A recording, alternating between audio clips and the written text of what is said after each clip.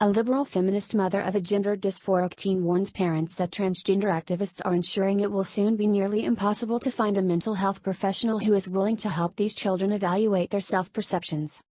I quickly discovered that it is nearly impossible to find therapists who do this kind of work, wrote the anonymous mother in a piece that appeared at the Federalist Tuesday.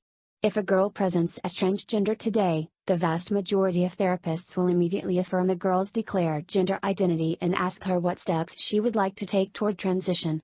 Currently, transgender activists are celebrating their success and pressing lawmakers in 16 states and the District of Columbia to ban what they call conversion therapy.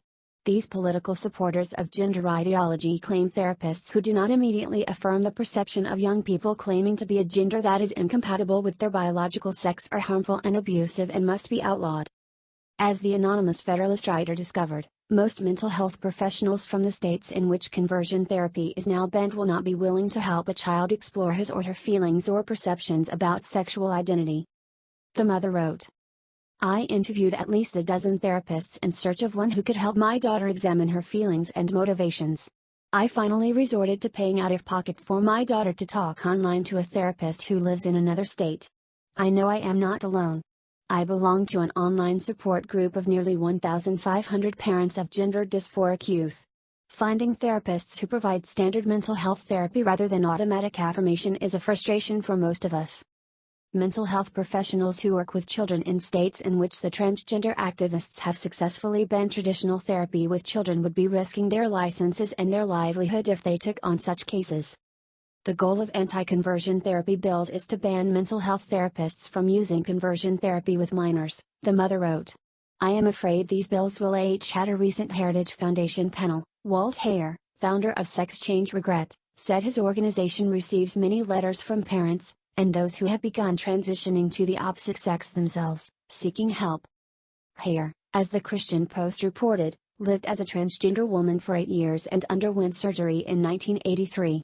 In his discussion, he labeled what transgender activists are doing to young people today, controlling mental health therapy and pushing hormonal treatments and surgical interventions, as abuse. "That is child abuse," Hare said. "We need to be calling it what it is. It's not affirming a child. It's causing them to be depressed and anxious about who they are. The only reason I am able to speak to you today is because after 46 years dealing with this issue, I was able to detransition in 1990 after I had psychotherapy, the very same psychotherapy transgender activists are trying to prevent people." The Federalist author also asked, "Why are trans activists so determined to prevent youth from receiving therapy that in any other context would be considered good and ethical practice?